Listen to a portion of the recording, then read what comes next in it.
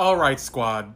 Ignore the blemish. I got into a fight with my ring light. But let's take a breath and walk through this together. So, People magazine just ran a headline claiming Harry and Meghan's Netflix deal won't be renewed. And all the haters are having a feeding frenzy. The trolls are doing cartwheels like they won the prize. But before anyone spirals, let's get the facts straight. The entire article, it's based on a report from The Sun. Yes, The Sun. The same racist trash tabloid that's been sued multiple times, apologized to Harry in court, and has the credibility source of 0. That's their source. People magazine didn't confirm anything. They just reprinted the noise. There's been no official statement from Netflix, no press release from Archwell, nothing from Harry and Meghan's camp, which means this is speculation, period. Now let's kill the they were cancelled narrative. Their deal started in 2020. It is now 2025. That's 5 years. That's the definition of a multi-year contract. If it wraps this fall, that's not cancelled. That's called completed. And everyone's acting like they got fired. Meanwhile, they gave Netflix one of the most watched documentaries, released award-winning projects, and launched With Love Meghan, which has a second season done. So again, where's the scandal? Look, I get it. Every time Meghan breathes, here come the trolls trying to declare she's finished. They want us rattled. They want us doubting.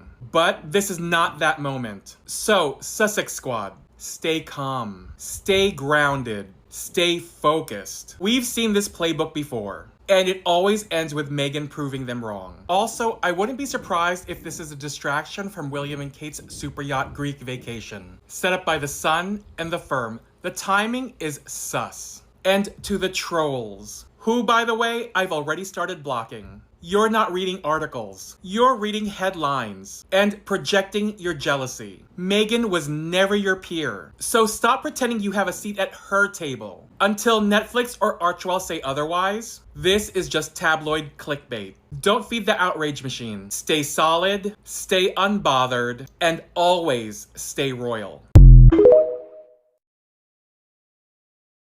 Excuse the shiny face, I'm doing a hydration repair honey salve on it. At this point, we need to stop blaming the British tabloid. They're doing what they've always done. Lie, spin, exploit. The real question is, what's wrong with the people who still believe them? Let's be honest. If you wake up every morning and take the Daily Fail as fact, you're not informed. You're indoctrinated. You're not reading news. You're licking the bottom of Rupert Murdoch's boots and calling it journalism. These people are proudly uncritical, proudly outraged, and proudly stupid. They read headlines written by a man who flunked out of journalism school and think they're political analysts. You ask them where they get their facts, and they say, the paper. Not the BBC, no. They mean the one next to the scratch-off and the meat pies. They believe Meghan is ruining the monarchy, and somehow Prince Andrew just needs privacy. They trust anonymous palace sources, but not a black woman speaking in her own voice. They claim to hate drama, yet they fund the entire ecosystem that creates it. They're not critical thinkers. They're sheep.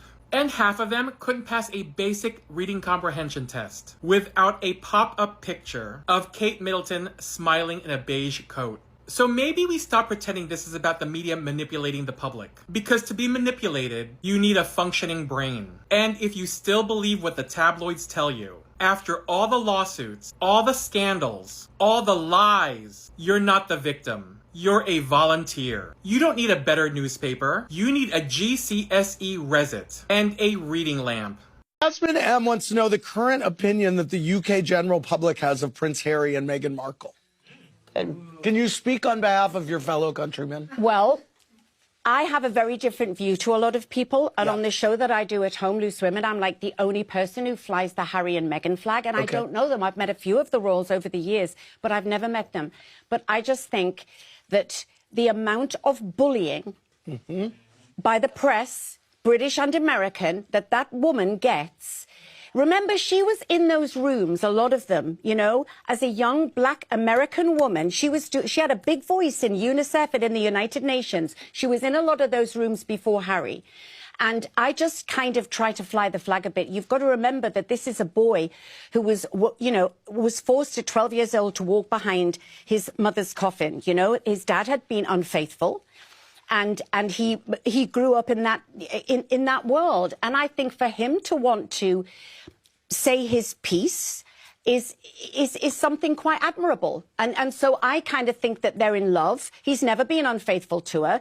You know, the abuse she got for saying that she was mentally ill. I suffered severe postnatal depression, hospitalized after I had Matthew.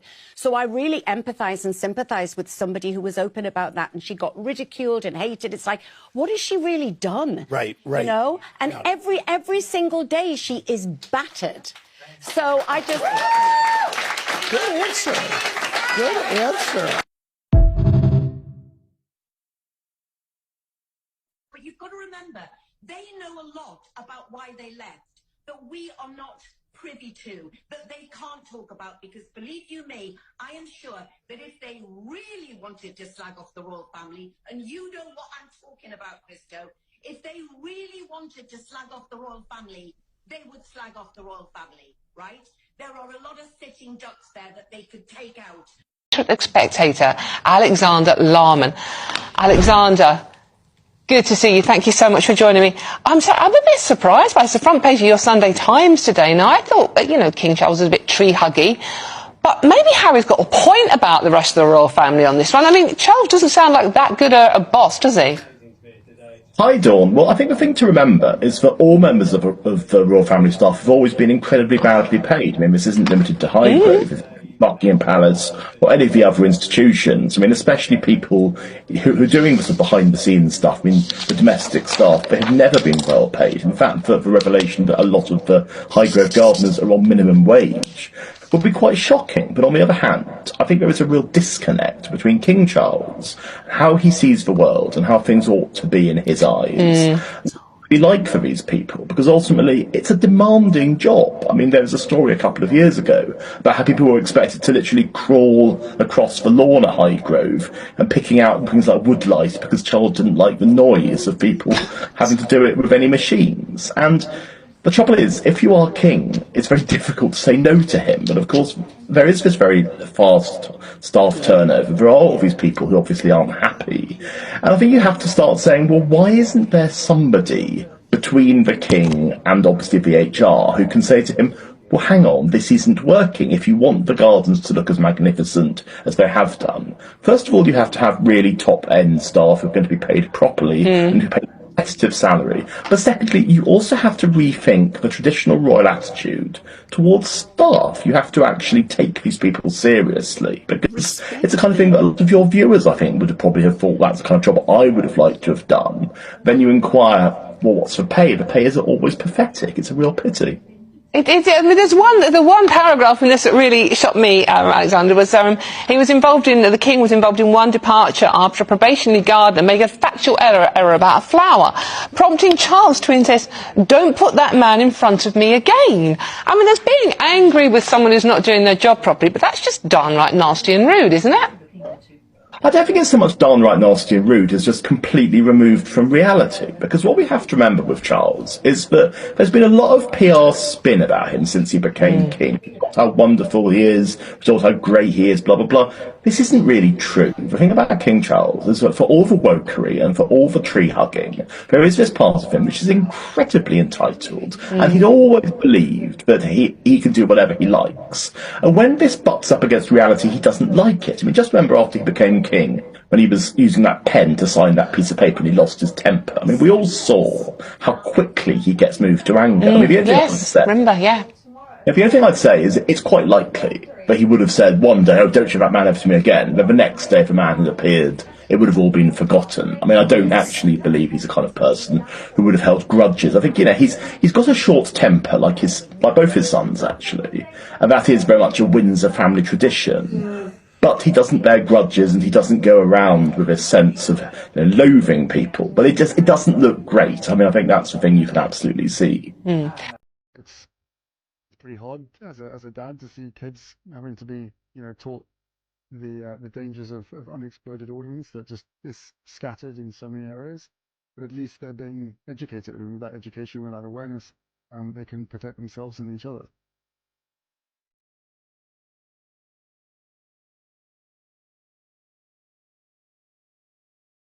2013, I was in this very spot, walking through a minefield, and now, all these years later in 2025, it's a bustling community. You can really clearly see the difference that Halo is making here, and it's a wonderful thing because this country is vast, and you can see here with the communities the joy and the gratitude that they have for being able to move into these areas once it's safe.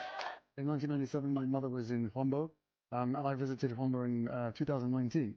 So the very minefield that she walked through was a bustling community that I managed to go and visit, which just again proves the progress that's being created here with Halo and the commitment that the Angolan government are putting into it. There's just under 1,000 minefields left in Angola. The progress and the job thus far has been immense. I think from my perspective, being a supporter of Halo, there is no one else that can do this. And we need to make sure that the international community can continue to support the Angolan government in their incredible leadership in making Angola a landmine-free country. So for the sake of Angola and for the sake of all these communities, let's really make the difference and finish what was started so long ago.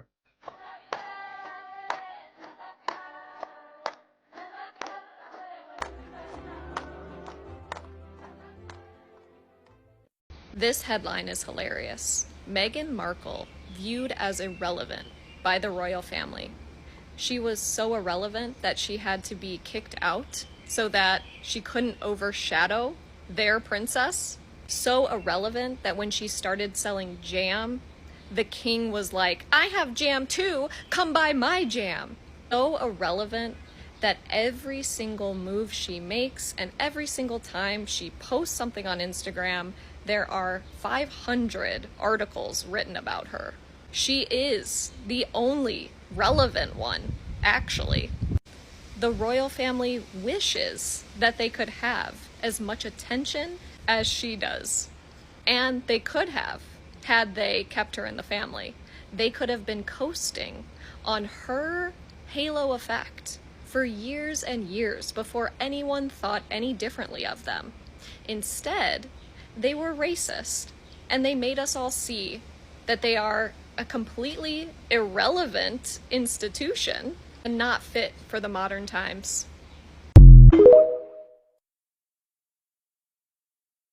So people today, I can't speak like that much.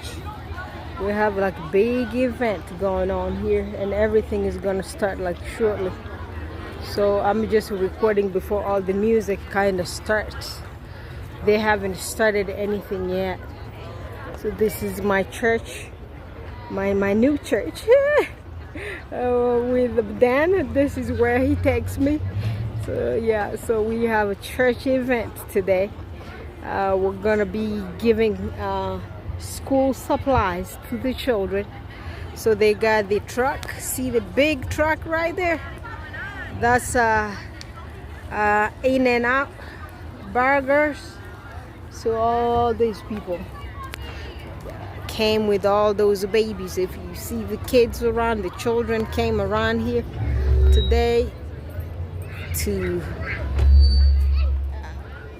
for school supplies. Got lots of stuff for them. So this is what our church is doing in Colorado. Yes, yes, yes. We all dressed up in uniforms.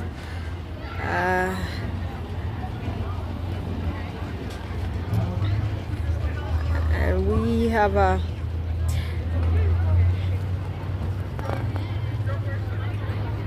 people with walkie-talkie. I wonder, hey Samuel, is that walkie-talkie for work? Is that walkie-talkie for service, Samuel? Oh, really? That's cool. So yeah, everybody's got something. What's that? How you doing? Good, how are you, sister? I'm doing all right. Just making a little video before this music starts.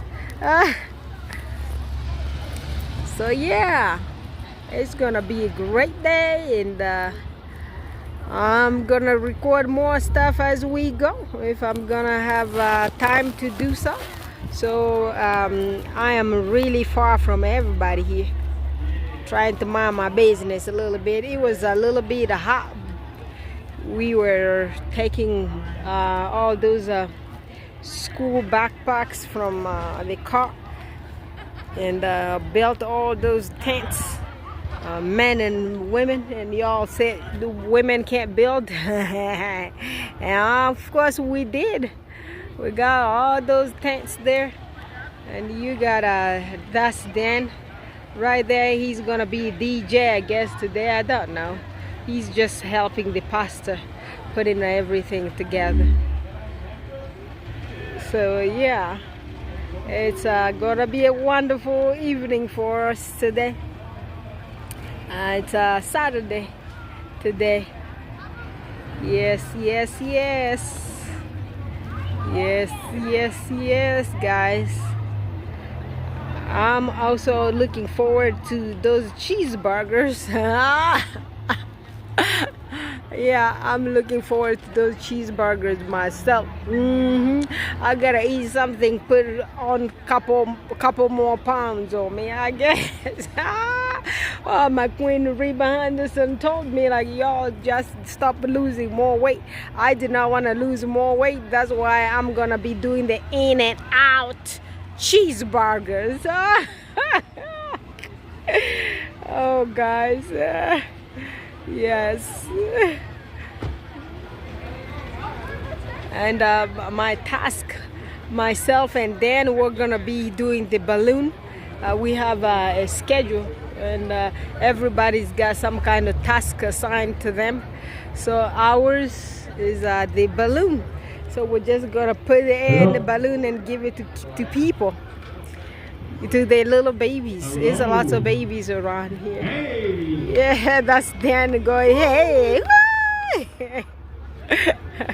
Hello, hello, hello, hello. How's everybody doing? Hello, Jesus. Yes. Yes, yes, yes, yes. Dan loves Jesus. We love Jesus, you know? Yes, we love God. We love Jesus. Hey. All of the servants, please come over here. All the servants who are serving, please come So over we here. are the servants. We are the serving people. So we are all dressed up in the same uniform. So if you can see everybody in those uniform, that's us. And that's Dan calling everybody to come forward. So we're going forward. I'm gonna stop filming, guys. I'm gonna talk to you all guys again later. I love you. Bye.